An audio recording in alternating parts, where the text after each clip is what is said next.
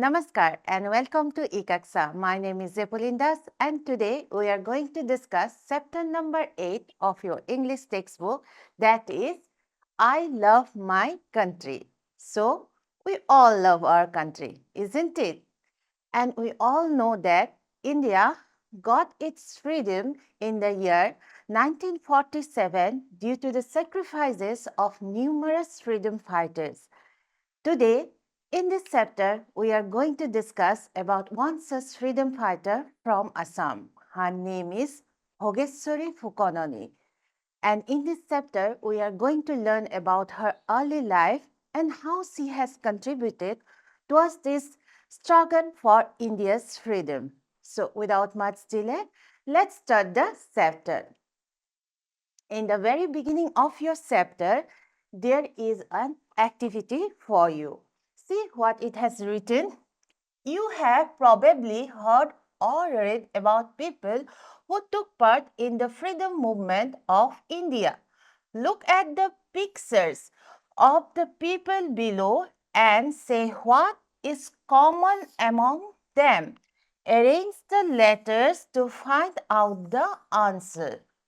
ইয়াত তোমালোকক কি কৈছে প্ৰথমতে কৈছে যে তোমালোকে নিশ্চয় শুনিছা you have probably heard or read নাইবা তোমালোকে পঢ়িছা কাৰ বিষয়ে পঢ়িছা about people কিছুমান ব্যক্তিৰ বিষয়ে কোনবোৰ ব্যক্তি who took part in the freedom movement of India ভাৰতৰ স্বাধীনতা আন্দোলনত ভাগ লোৱা কিছুমান ব্যক্তিৰ বিষয়ে তোমালোকে নিশ্চয় শুনিছা বা পঢ়িছা এতিয়া তোমালোকক কি কৈছে look at the pictures of the people below and say what is common among them এতিয়া তোমালোকক তলত কেইখনমান ফটো দিছে আৰু ফটো কেইখন ইয়াত তোমালোকে দেখা পাবা এইবোৰ হল ফটো তোমালোকৰ কিতাপতো এই ফটোখিনি আছে ইয়াত তোমালোকে 6খন ফটো দেখা পাইছা এতিয়া তোমালোকক কি কৰিব কৈছে ইয়াত কৈছে arrange the letters to find out the answer ইয়াত তাৰপিছত তোমালোকক কেইটামান letters দিছে আৰু এই letters বিলাকেৰে দুটা শব্দ হ'ব সেই শব্দটো কি হ'ব তাৰ কাৰণে তোমালোকক এটা ক্লু দিছে প্ৰথমতে তোমালোকক কি কৈছে Can you name them? এই যে আমি অলপ আগতে ফটোখিনি দেখা পালো তোমালোকৰ কিতাপতো এই ফটোখিনি আছে এই পিকচাৰ্ছখিনি আছে সেই ব্যক্তিগৰাকীৰ নামবোৰ তোমালোকক সুধিছে If you can write their names under the picture আৰু কি কৈছে পিকচাৰৰ তলত যিখিনি খালী জাগা আছে তাত তেওঁলোকৰ নামবোৰ লিখিবলৈ কৈছে Your teacher will help you with the answers আৰু মই তোমালোকৰ লগত ইয়াত আছো তোমালোকে যদি এই পিকচাৰবোৰ আইডেন্টিফাই কৰিব পাৰা নাই ডেফিনেটলি মই তোমালোকক হেল্প কৰিম এতিয়া চোৱা প্ৰথম পিকচাৰখন কাৰ এই পিকচাৰখন আমি সবেই চিনি পাওঁ এয়া হল ৰাণী লক্ষ্মীবাই আৰু তেওঁ কিহৰ কাৰণে বিখ্যাত তেওঁ হল ভাৰতৰ প্ৰথমখন স্বাধীনতা আন্দোলন যিটো যুঁজ আছিলে যাক কয় চিপাহী বিদ্ৰোহ বা ইংলিছত চিপাহী মিউটিনি তাৰ এগৰাকী মাৰ্টিয়াৰ শ্বহীদ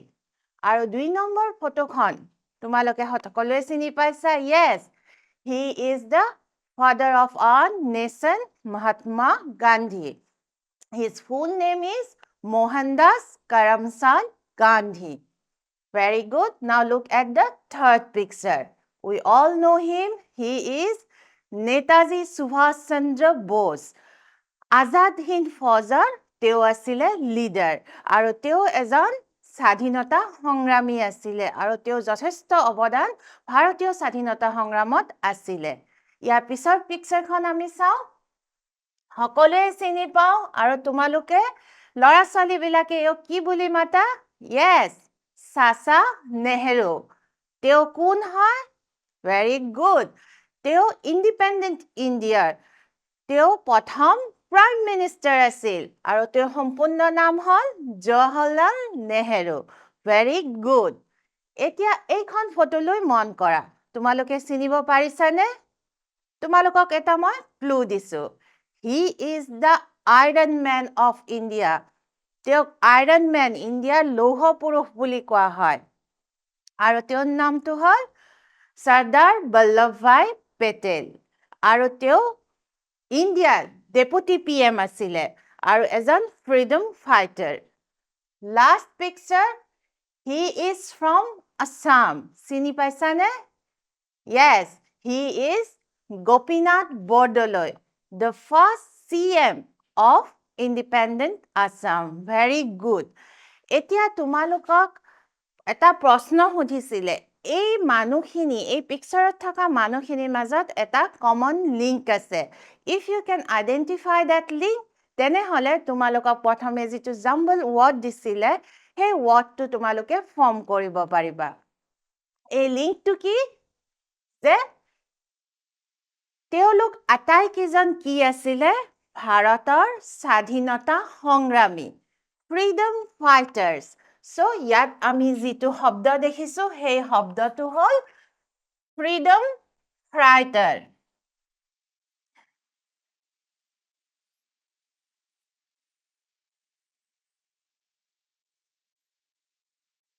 তোমালোকেও তোমালোকৰ কিতাপত ধুনীয়াকৈ লিখি ল'বা আৰু লগতে আমি যিহেতু পিকচাৰবোৰ আইডেণ্টিফাই কৰিলো এই পিকচাৰখিনি তোমালোকে নামবোৰ ধুনীয়াকৈ কিতাপত লিখি ল'ব পাৰিবা ভেৰি গুড নেক্সট আমাক কি কৈছে আমি চাওঁ এতিয়া আহিছো আমাৰ পাঠটোলৈ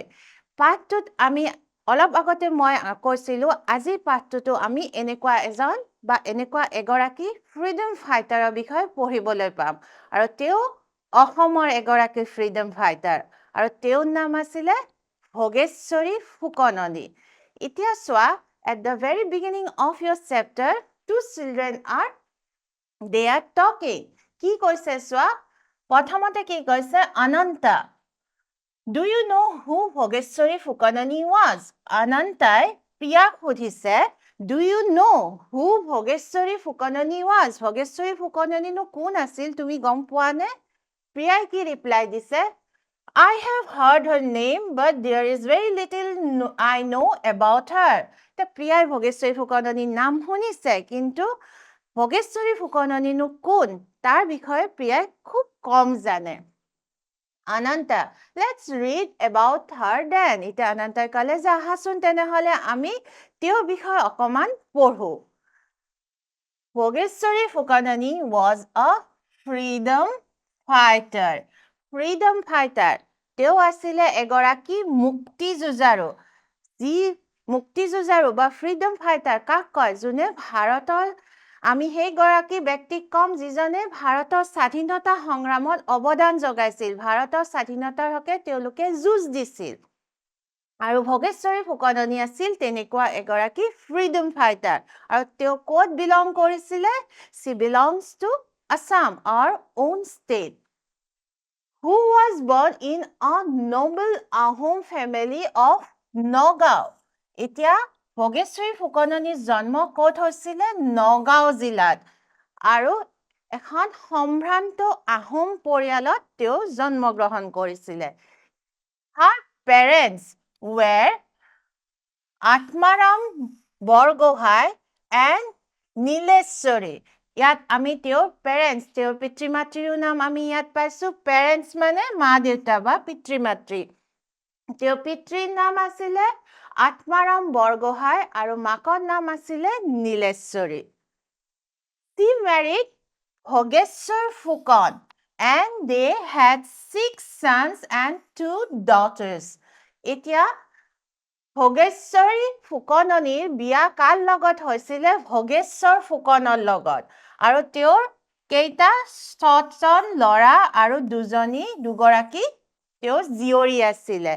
তেওঁ বিবাহিত আছিলে তেওঁৰ সন্তান আছিলে তেওঁৰ 6টাকৈ ল'ৰা আৰু দুগৰাকীকৈ কন্যা সন্তান তেওঁৰ আছিলে গতিকে এইখিনি আমি ভোগেশ্বৰী ফুকননীৰ জীৱনৰ বিষয়ে আমি জানিব পাৰিলো তেওঁ ক'ত জন্ম হৈছিলে কোন পৰিয়ালত জন্ম হৈছিলে তেওঁ পিতৃ আৰু মাতৃৰ নাম কি আছিলে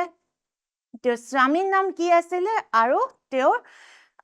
সন্তান কেইটাকৈ সন্তান আছিলে আমি এইটো পেৰাগ্ৰাফত তেওঁৰ বিষয়ে আমি জানিব পাৰো এতিয়া নেক্সট চাও আমি তেওঁৰ বিষয়ে আৰু কি জানিব পাৰো Bhogeshwari Fukanani was living a peaceful family life till she reached her late 50s. এতিয়া ভোগেশ্বৰী ফুকননীয়ে 50 বছৰ বয়সলৈকে শান্তিপূৰ্ণভাৱে এটা ফেমিলি লাইফ, এটা বিবাহিত বৈবাহিক জীৱন পাৰ কৰিছিলে তেওঁৰ পৰিয়ালৰ লগত। পিচফুল মানে শান্তিপূৰ্ণ। During this time, the freedom movement led by Mahatma Gandhi was at its peak. ঠিক সেই সময়তে ভাৰতত কি আছিলে? ভাৰতখন আছিলে ব্ৰিটিছৰ তলত, আমি চবেই জানো। আৰু আমি ভাৰতবাসীয়ে খুব ষ্ট্ৰাগল কৰি বহুত যুঁজ আৰু কষ্টৰ মাজেৰে 1947 চনত ভাৰত আমাৰ স্বাধীন হয়। কিন্তু যি সময়ত ভোগেশ্বৰী ফুকননী তেওঁৰ 50 বছৰীয়া আছিলে, সেই সময়ত ভাৰতৰ freedom struggle was at its peak বুলি কৈছে। পিক মানে শিখৰ, শীৰ্ষবিন্দুত আছিলে। বহু বছৰ ধৰি এই ষ্ট্ৰাগল চলি আছিলে আৰু তেতিয়া সেই সময়লৈকে আমাৰ ফ্ৰীডম ষ্ট্ৰাগলটো খুব জোৰদাৰভাৱে চলিব ধৰিছিলে। কাৰ নেতৃত্বত? মহাত্মা গান্ধীৰ নেতৃত্বত। The Quit India movement started in 1942 and thousands of people came out to the street. সেই সময়তে মহাত্মা গান্ধীয়ে The Quit India movement, Bharat ত্যাগ আন্দোলন আৰম্ভ কৰে। সেই বছৰটো আছিলে 1942 চন। আৰু এই কুইট ইণ্ডিয়া মুভমেণ্ট বা ভাৰত ত্যাগ আন্দোলনত কোটি কোটি ভাৰতীয় মহাত্মা গান্ধীৰ নেতৃত্বত জঁপিয়াই পৰে আৰু ব্ৰিটিছসকলক ভাৰতৰ পৰা আঁতৰি যাবলৈ, ভাৰতক স্বাধীন কৰিবলৈ স্বাধীনতা সংগ্ৰামত তেওঁলোকে জঁপিয়াই পৰে। Bhogeshwari Fukonani too could not stay away. She joined the movement with her children and grandchildren. সেই বয়সলৈকে ভোগেশ্বৰী ফুকননীৰ ল'ৰা ছোৱালীও যথেষ্ট ডাঙৰ হৈছিলে আৰু তেওঁ নাতি পুতিও পাইছিলে। আৰু মহাত্মা গান্ধীৰ এই কুইট ইণ্ডিয়া মুভমেণ্ট, ইয়াত এখন ফটো দেখা পাইছা, সেই সময়ত কেনেকৈ মানুহে ৰেলী ওলাইছিলে, মহাত্মা গান্ধীৰ নেতৃত্বত সকলো ভাৰতীয় ৰাস্তালৈ ওলাই আহিছিলে আৰু প্ৰদৰ্শন কৰিছিলে। ব্ৰিটিছক ভাৰতৰ পৰা ওলাই যাবলৈ তেওঁলোকে আহ্বান কৰিছিলে আৰু সেয়া আছিলে এক শান্তিপূৰ্ণ আহ্বান। আৰু ভোগেশ্বৰী ফুকননীও সেই আহ্বানক তেওঁ আওকাণ কৰিব পৰা নাছিলে আৰু সেই মুভমেণ্টত তেওঁ জড়িত হৈ পৰিছিলে। অকল তেওঁ অকলেই নহয়, তেওঁৰ সন্তান, তেওঁৰ চিলড্ৰেন আৰু গ্ৰেণ্ড চিলড্ৰেন, তেওঁৰ নাতি পুতি সকলো এই আন্দোলনত জড়িত হৈ পৰিছিলে। Bhogeshwari Fukonani was the leader of the women's wing of the movement in Barhampur near Nagaon. এতিয়া ভোগেশ্বৰী ফুকননী অকল জড়িত হৈ পৰাই নহয়, তেওঁ লিডাৰ, তেওঁ নেতৃত্ব প্ৰদান কৰিছিলে। ক'ত নেতৃত্ব প্ৰদান কৰিছিলে? Women's wing. ওমেন্স উইং মানে মহিলা শাখা। নগাঁও জিলাৰ বৰহমপুৰৰ মহিলা যিটো শাখা আছিলে, যিখিনিয়ে কুইট ইণ্ডিয়া মুভমেণ্টত ভাৰত ত্যাগ আন্দোলনৰ লগত জড়িত হৈ পৰিছিলে, সেই শাখাক নেতৃত্ব প্ৰদান কৰিছিলে Bhogeswari ফুকননীয়ে।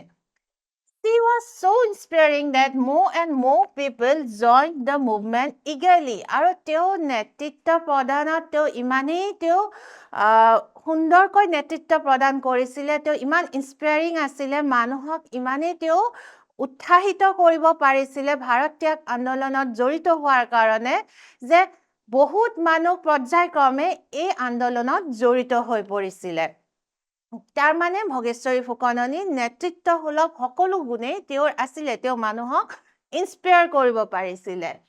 On September 16, 1942, the British government imposed a ban on the volunteers training camp at Berhampur and arrested the volunteers. কিন্তু যেতিয়া আন্দোলন হয় তেতিয়া ইম্পজিশ্যনো হয়। যেতিয়া আন্দোলনকাৰীয়ে প্ৰদৰ্শন কৰে, তেওঁলোকে বিভিন্ন দাবী দিয়ে, তেতিয়া সেই সময়ত যি ব্ৰিটিছ গভৰ্ণমেণ্ট আছিলে কঠোৰ হাতেৰে এই আন্দোলনক দমন কৰিবলৈ চেষ্টা কৰিছিলে। তাৰ কাৰণে যিখিনি ভলেণ্টিয়াৰ্ছ আছিলে, ভলেণ্টিয়াৰ্ছ ট্ৰেইনিং কেম্প, ভলেণ্টিয়াৰ্ছ মানে যিবিলাকে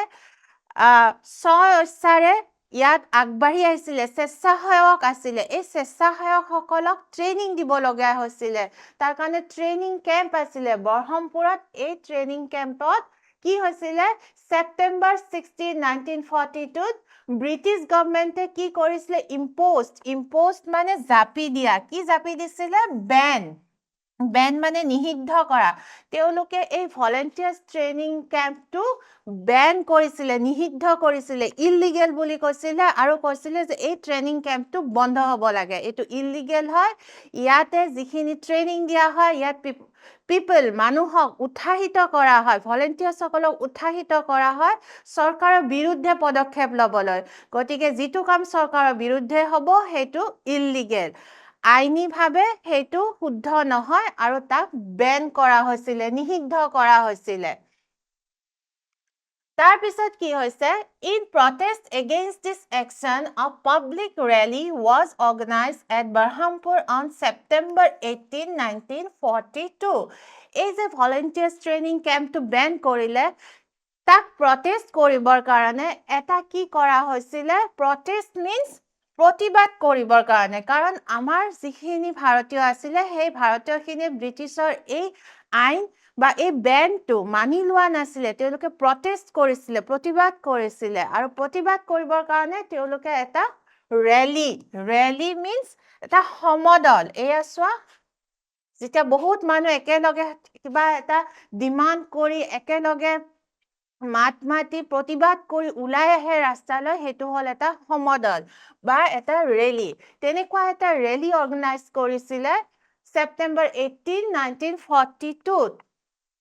ক'ত কৰিছিলে বৰহামপুৰত কৰিছিলে কাৰণ বৰহামপুৰৰ ভলেন্টিয়াৰ ট্ৰেইনিং কেম্পটোহে বেন কৰা হৈছিলে hundreds of people gathered there আৰু এই ৰেলীটোত মানুহ কি হৈছিলে gathered হৈছিলে গোট খাইছিলে কাৰণ সকলোৱে তেতিয়া ভাৰতীয় স্বাধীনতা আন্দোলনত জপিয়াই পৰিছিলে আৰু ব্ৰিটিছৰ অন্যায়ৰ বিৰুদ্ধে সজোৰে প্ৰতিবাদ কৰিবলৈ মাতিবলৈ ভয় খোৱা নাছিলে তেওঁলোকৰ মাজত যিটো নিজৰ দেশৰ প্ৰতি নিজৰ জন্মভূমিৰ প্ৰতি যিটো অগাধ ভাল পোৱা দেশ প্ৰেম সেই দেশ প্ৰেমৰ কাৰণে তেওঁলোক আগবাঢ়ি আহিছিলে Pratap Chandra Sharma presided over the meeting so যিটো মিটিং অৰ্গেনাইজ কৰা হৈছিলে against the ban সেই মিটিংখনত presided সভাপতিত্ব কোনে কৰিছিলে প্ৰতাপ চন্দ্ৰ চাংমা তেওঁ আন এগৰাকী নেতা আছিলে quit India মুভমেণ্টৰ Soon a troop of soldiers arrived to disperse the gathering. Pratap Chandra Sharma was arrested, but the freedom fighters could not be stopped. আৰু লগে লগে যেতিয়া মিটিং পাতিলে মিটিঙত প্ৰতাপ চন্দ্ৰ শৰ্মা আহিলে আৰু তেওঁ যেতিয়া ভাষণ দিবলৈ ধৰিলে লগে লগে কি হৈ গ'ল ব্ৰিটিছৰ ফালৰ পৰা a troop of soldiers মানে এটা সৈন্য বাহিনীৰ দল পঠাই দিয়া হ'ল মিটিঙত কিহৰ কাৰণে প্ৰতাপ চন্দ্ৰ শৰ্মাক এৰেষ্ট কৰিবৰ কাৰণে আৰু তেওঁ এৰেষ্ট হৈ গ'ল এৰেষ্টেড তেওঁ কি হ'ল গ্ৰেপ্তাৰ কৰা হ'ল কিহৰ কাৰণে এইটো কাম কৰা হৈছিলে যাতে কি হয় মিটিঙত থকা মানুহবিলাক ডিসপাৰ্স তেওঁলোক ছত্ৰভংগ দিয়ে যেতিয়া তেওঁলোকৰ নেতাকে এৰেষ্ট কৰিব তাত যেতিয়া সৈন্য বাহিনী আহি যাব তেতিয়া মিটিংখন নিজে নিজে ভাঙি যাব আৰু সেইটো উদ্দেশ্যৰে এটা সৈন্য বাহিনীৰ দল মিটিঙত পঠাই প্ৰতাপ চন্দ্ৰ শৰ্মা এৰেষ্ট কৰিছিলে তেওঁক গ্ৰেপ্তাৰ কৰিছিলে But the freedom fighters could not be stopped. কিন্তু এই কাৰ্য freedom fighter সকলক ৰোধ কৰিব পৰা নাছিলে. They could not be stopped. A large crowd of around 250 people led by Bhogeshwari Fukanani and Ratnamala Fukan began to arrive at the meeting ground. তেওঁলোকৰ নেতাক এৰেষ্ট কৰিছিলে কিন্তু তাৰ পিছতো মানুহবিলাক কিন্তু মিটিঙলৈ আহিয়ে আছিলে লাৰ্জ গেদাৰিং খুব এটা ডাঙৰ সমদল কিমান প্ৰায় 250 পিপল প্ৰায় 250 মানুহ কোনে আগবঢ়াই লৈ আহিছিলে লেড বাই ভগেশ্বৰী ফুকননী এই মানুহখিনি গোটাই মিটিং গ্ৰাউণ্ডলৈ আহি আছিলে আৰু লগতে কোন আছিলে আন এগৰাকী তেওঁৰ সহকৰ্মী ৰত্নমালা ফুকন আৰু তেওঁলোকে আহি মিটিং গ্ৰাউণ্ডত উপস্থিত হৈছিলে they were stopped on the way by the British forces মানে বাহিনী তেওঁলোকে যে মিটিং গ্ৰাউণ্ডৰ পিনে আহি আছিলে ৰাস্তাত ব্ৰিটিছেও খবৰ পাইছিলে যে ভোগেশ্বৰী ফুকননীয়ে প্ৰায় 250 মানুহলৈ মিটিং গ্ৰাউণ্ডলৈ আহি আছে আৰু তেওঁলোকক বাধা দিবৰ কাৰণে ব্ৰিটিছৰ ফ'ৰ্চ বাহিনীয়ে মাজ ৰাস্তাতে তেওঁলোকক ঘেৰি ধৰিছিলে তাৰপিছত কি হ'ল one British officer tried to take away the flag from Ratnamala's forcefully আৰু তেওঁলোকক যেতিয়া বাধা দিবৰ কাৰণে এগৰাকী ব্ৰিটিছ অফিচাৰে তেওঁলোক যেহেতু স্বাধীনতাৰ হকে ভাৰতৰ স্বাধীনতাৰ হকে তেওঁলোকে আগবাঢ়ি আহিছিলে তেওঁলোকে নিজৰ প্ৰটেষ্ট দেখাব খুজিছিলে আৰু হাতত সকলোৰে কি আছিলে ভাৰতৰ জাতীয় পতাকা ফ্লেগ লৈ আছিলে ফ্লেগ মানে পতাকা আৰু এগৰাকী ব্ৰিটিছ অফিচাৰে কি কৰিলে tried to take away the flag from Ratnamala forcefully. Ratnamala হাতত যিখন ফ্লেগ লৈ আছিলে এগৰাকী ব্ৰিটিছ অফিচাৰে forcefully জোৰকৈ সেই ফ্লেগখন কাঢ়ি ল'বলৈ বিচাৰিলে Seeing this Bhogeswari Phukanani could not remain calm. Calm মানে শান্ত হৈ থকা calm মানে শান্ত হৈ থকা এতিয়া এই যেতিয়া দেখিলে যে পতাকাখন কাঢ়ি ল'ব খুজিছে এগৰাকী মহিলাৰ পৰা ব্ৰিটিছ অফিচাৰজনে আৰু পতাকাখন আমাৰ স্বাভিমানৰ প্ৰতীক আৰু সেই পতাকাখন যেতিয়া কাঢ়ি ল'ব খুজিছে সেই দেখি ভোগেশ্বৰী ফুকননী তেওঁ শান্ত হৈ থাকিব নোৱাৰিলে and what she did she started beating the officer with the pole of her flag till he fell unconscious তেখেতে কি কৰিলে she started beating মানে তেওঁ প্ৰহাৰ কৰিবলৈ ধৰিলে কিহেৰে প্ৰহাৰ কৰিবলৈ ধৰিলে pole of her flag তেওঁ যিখন পতাকা লৈ আছিলে তাৰে যিডাল লাঠি পল আছিলে খুঁটিডালেৰে কাক প্ৰহাৰ কৰিবলৈ ধৰিলে the officer সেইগৰাকী অফিচাৰক বিষয়াক যোনে ৰত্নমালাৰ পৰা ফ্লেগখন কাঢ়ি ল'ব বিচাৰিছিলে আৰু ইমানেই প্ৰহাৰ কৰিলে যে ব্ৰিটিছ অফিচাৰজন কি হ'ল আনকনচিয়াছ অচেতন হৈ পৰিলে আনকনচিয়াছ মানে অচেতন হোৱা গতিকে ইমান সাহসেৰে সেই সময়ত যি একদম শক্তিশালী ব্ৰিটিছ বাহিনী যাৰ সন্মুখত মানুহে মুঠ তুলি কথা ক'বলৈ সাহস নকৰে সেনেকুৱা এজন ব্ৰিটিছ বাহিনী অফিচাৰ এজনক ভোগেশ্বৰী ফুকননীয়ে কি কৰিলে খুঁটি এডালেৰে বাঁহৰ খুঁটি লাঠি এডালেৰে যিডালেৰে পতাকা লৈ আহি আছিলে সেই পলডালেৰে মৰিয়াই প্ৰহাৰ কৰি তেওঁক অচেতন কৰি দিলে গতিকে তেওঁৰ সাহসিকতাৰ পৰিচয় আমি ইয়াতে পাওঁ আৰু এই সাহস ক'ৰ পৰা আহিছিলে তেওঁৰ ভিতৰত সোমাই থকা আমাৰ দেশৰ প্ৰতি যি ভক্তি সেই দেশ ভক্তিৰ ৰিজাল্ট আছিলে পৰিণাম আছিলে তেওঁ প্ৰদৰ্শন কৰা এই সাহস After a few minutes he recovered but he could not bear the insult এটা ব্ৰিটিছ অফিচাৰজনে কিছু সময় অচেতন হৈ আছিল যদিও after a few minutes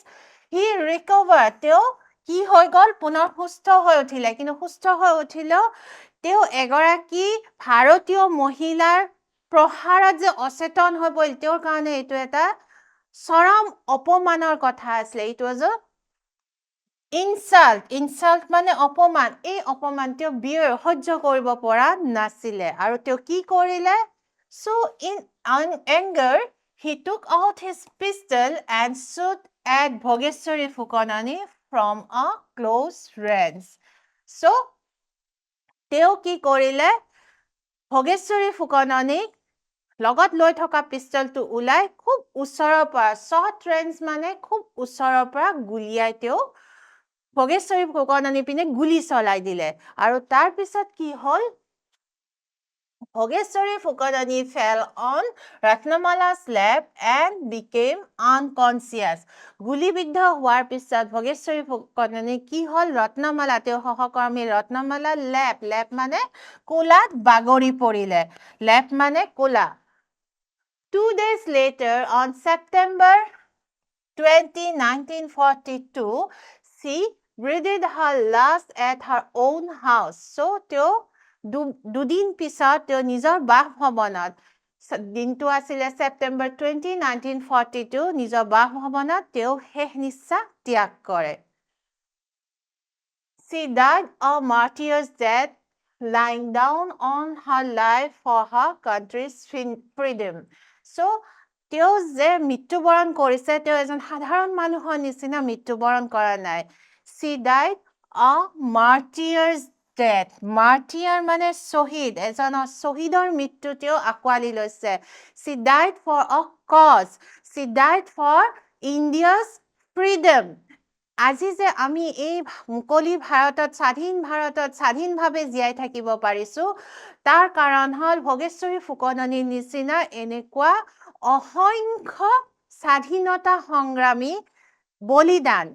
আৰু এই বলিদানসমূহ কিছুমানৰ বিষয়ে আমি গম পাওঁ আমি জানো আমি শুনিছো আমি পঢ়িছো কিন্তু এনেকুৱা অসংখ্য স্বাধীনতা সংগ্ৰামী আছে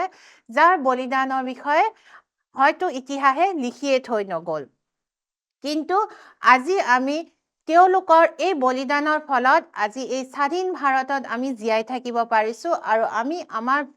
নিজৰ কৰ্তব্যখিনি সেই বিষয়ে সেইকাৰণে আমি সজাগ হ'ব লাগিব আৰু মই ভাবো তোমালোকৰ ভিতৰতো এই পেট্ৰিয়টিজম আমাৰ দেশক যি ভাল পাব লাগে আমি দেশৰ প্ৰতি আমাৰ দায়িত্ব আৰু কৰ্তব্য কৰিব লাগে এই বিষয়েও তোমালোকে সকলোৱে গম পোৱা সো ইন দিস চেপ্টাৰ আমি ভোগেশ্বৰী ফুকননীৰ বিষয়ে এইখিনিয়ে গম পালো আৰু হোপ তোমালোকেও কিছুখিনি ভোগেশ্বৰী ফুকননীৰ বিষয়ে গম পালা now let's do a small activity to see how much we have understood the chapter ইয়াত তোমালোকক এটা কোৱেশ্চন দিছে মই ইয়াত তোমালোকক 4টা কোৱেশ্চন দিম and the options are given তোমালোকে প্ৰথম প্ৰশ্নটো পঢ়ি চোৱা Bhogeswari Phukanani was a freedom fighter, martyr, and martyr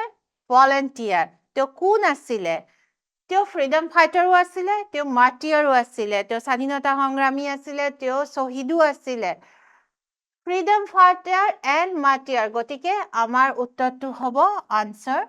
C very good next question Bhogeswari Phukanani live peaceful life till she reached her